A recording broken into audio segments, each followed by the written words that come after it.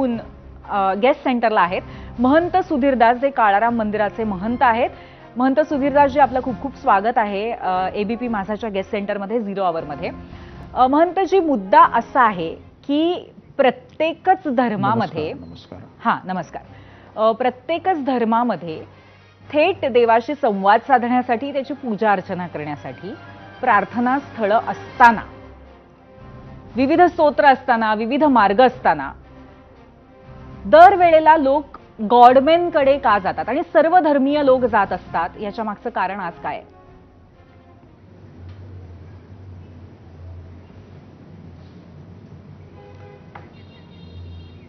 आपण पाहिलं तर आपल्या हिंदू धर्मामध्ये गुरूंना परमोच्च स्थान त्या ठिकाणी दिलेलं आहे. प्रभू रामचंद्रांना देखील तिथे विश्वामित्र, वशिष्ठ यांच्यासारखे सद्गुरू होते. भगवान श्रीकृष्ण हे जन्मतात सर्व विद्यांचे अधिपती असताना देखील त्यांनी सांदीपनींच्या आश्रमामध्ये अध्ययन प्रक्रिया संपूर्ण केली आणि सांदीपनी स्वतः त्या ठिकाणी म्हणाले की आपण तर परब्रह्म आहात, आपल्याला माझ्याकडे येण्याची आणि शिक्षण घेण्याची 64 दिवसामध्ये संपूर्ण 64 कला, संपूर्ण अध्ययन, वेदाध्ययनापासून भगवान श्रीकृष्णाने फक्त 64 दिवसामध्ये रोज एक कला ते सद्गुरूंपासून शिकत असे. त्यावेळी त्यांनी जे उत्तर दिलं ते खूप सुंदर उत्तर आहे. आणि तिथे भगवान श्रीकृष्ण असं म्हणतात की मी जर ही प्राचीन गुरु परंपरा जर मोडली तर कोणीही उठेल आणि कोणीही आपल्याला सद्गुरू म्हणून म्हणायला लागेल. तर ही जी सद्गुरूंची परंपरा आहे, जसं देवराज इंद्राला बृहस्पती हे सद्गुरू होते, प्रभू रामचंद्रांना गुरु होते, आपण द्रोणाचार्यांपासून सर्व जी मंडळी पाहिली यांचे परशुराम हे गुरु होते.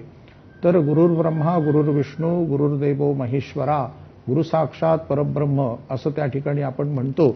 आणि समर्थ रामदासांनी तर अत्यंत सुंदररित्या सद्गुरूंची लक्षणं त्या ठिकाणी सांगितली आहेत. आणि ती लक्षणं सांगत असताना मोक्षदाता, ब्रह्मनिष्ठ, त्याचप्रमाणे निष्काम, आत्मज्ञानी, परम दयाळू आणि चमत्कारी जे सद्गुरू आहेत ते करामती, चमत्कार, नजरबंदी, पंचमकार सेवन, आपण सुरुवातीला ज्या वेळेला जे सांगत होतात की काही जैन मंडळींना त्यांनी मत्स्य खाऊ घातले. तर अशा पद्धतीचे अशास्त्रीय विधान, ज्याला पंचमकार सेवन तिथे म्हटलंय, म्हणजे मध, मदिरा, मीनाक्षी, मांस, मुद्रा, मैथून, मत्स्य, हे नियोजनामध्ये त्या ठिकाणी जो व्यक्ती घेतो त्याला कनिष्ठ प्रतीचा गुरु तर त्याला म्हणूच नाही असं स्पष्ट सांगितलंय. तर अशा पद्धतीचे सर्व जे प्रयोग आहेत, ज्याला शास्त्रीय बेस नाही, ज्याला अत्यंत म्हणजे खोटेपणा म्हणूया किंवा एक अभिलाषा, अनकम्प्लीट कर्म, बरोबर आहे, नक्कीच. म्हणजे अभिलाषा किंवा वासना ही असंही आपण म्हणू शकतो. महंतजी, मला मुळात या संदर्भात असा प्रश्न विचारायचा आहे की म्हणजे कुठेतरी चमत्काराचं तुम्हाला वचन कोणीतरी देत असेल तर त्याच्यावरती सर्वसामान्यांनी प्रश्न विचारला पाहिजे.